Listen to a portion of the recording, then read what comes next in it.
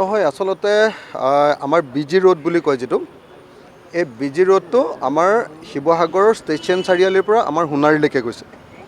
এই ৰাস্তাটো অসম মালাৰ অধীনত 121 কোটি টকা আমি ধাৰ্য কৰি দিছোঁ আৰু লেণ্ড কম্পেনচেশ্যনৰ কাৰণে বেলেগ টকা 121 কোটি টকাৰে 2 বছৰৰ ভিতৰত শেষ কৰিব লাগে।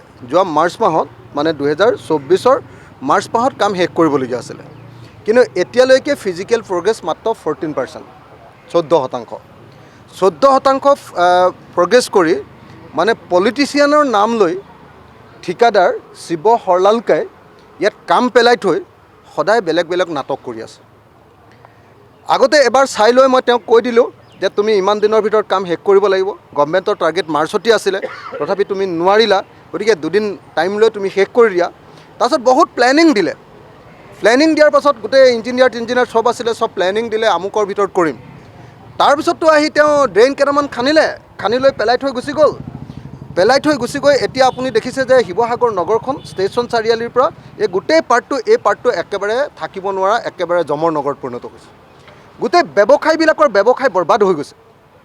মানুহৰ নিজৰ ঘৰলৈ সোমাব নোৱাৰে, এনেই ড্ৰেইনটোক খান্দি দিলে। এতিয়া ড্ৰেইনত বৰষুণ দিলে পানী জমা হৈ যায় আৰু তাৰপিছত সেইটো গোটেইটো ৰাস্তালৈ আহি যায়। ONGCৰ যিটো ৱৰ্কশ্বপ আছে, ৱৰ্কশ্বপৰ সন্মুখত পানী।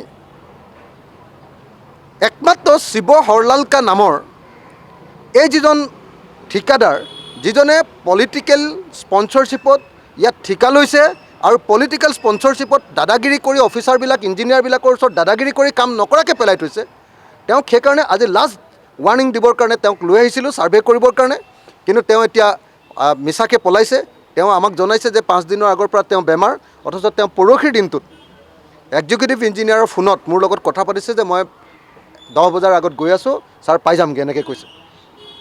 কিন্তু তেওঁ নাহিলে আজি।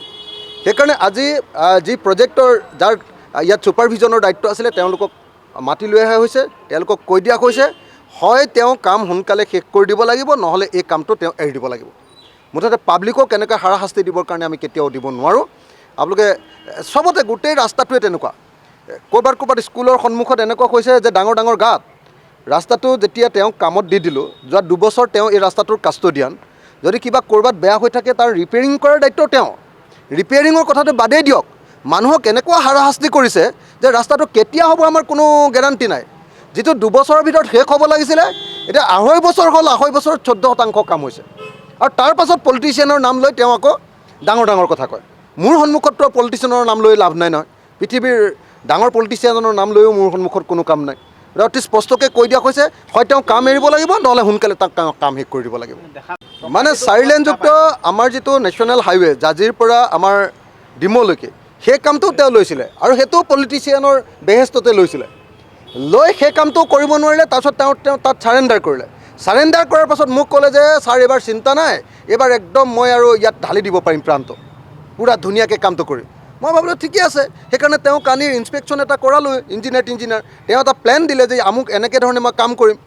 প্লেনটো দিলে যে তেওঁ মাহেকত 10 কোটি টকাকৈ কাম কৰিব আৰু কাম কৰিলে তেওঁ 0.68কৈ মানে 68 লাখ টকাকৈ। 1 মাহত তেওঁ 68 লাখ টকাকৈ কাম কৰিছে আৰু প্লেনটো দিছে তেওঁ 10 কোটি টকাতকৈ বেছিকৈ কাম কৰিম 1 মাহত। এতিয়াতো গতিকে তেওঁ কি কৰিম, তেওঁ কামৰ পৰা খেদি দিয়াৰ বাহিৰে কোনো ৰাস্তা আমি দেখা নাই। নহ'লে আমাৰ শিৱসাগৰ মানুহে এনেকৈ যাতনা ভুগি থাকিব লাগিব। বেয়া কৰে তথাপিতো যে তেওঁ নিবিদা লাভ কৰিয়ে থাকে, ইয়াৰ কাৰণটো কি হ'ব পাৰে? Political patronage. আপোনালোকে সকলোৱে জানে যে কোনে তেওঁক কাম দিছে। শিৱসাগৰৰ চব মানুহে জানে কাৰ নামত তেওঁ ইয়াতে ইঞ্জিনিয়াৰক দাদাগিৰি কৰি থাকে। ইঞ্জিনিয়াৰৰ কথা নুশুনে, ইঞ্জিনিয়াৰ উল্টাই কৈ ছাৰ আমি কি কৰিম, আমাৰ কথাই নুশুনে, এনেকুৱা দম দিয়ে আমাক। মই বোলো এনেকুৱা ডাঙৰ দাদা, এনেকুৱা ডাঙৰ ঠিকাদাৰ ওলালে অসমত, যি ইঞ্জিনিয়াৰক উল্টাই দম দি কামটো নকৰে। মই সেইকাৰণে আজি চাব খুজিছিলোঁ তেওঁক। আগৰবাৰ খুব মৰম কৰি মাতি আনি ধুনীয়াকৈ বুজাইছিলোঁ, এইবাৰ তেওঁক চাব খুজিছিলোঁ শিৱ হৰলালকা নামৰ ঠিকাদাৰজনক, যে তেওঁ কাম নকৰাকৈ কেনেকৈ ইয়াতে পেলাই আমাৰ শিৱসাগৰৰ মানুহক কষ্ট দিয়ে।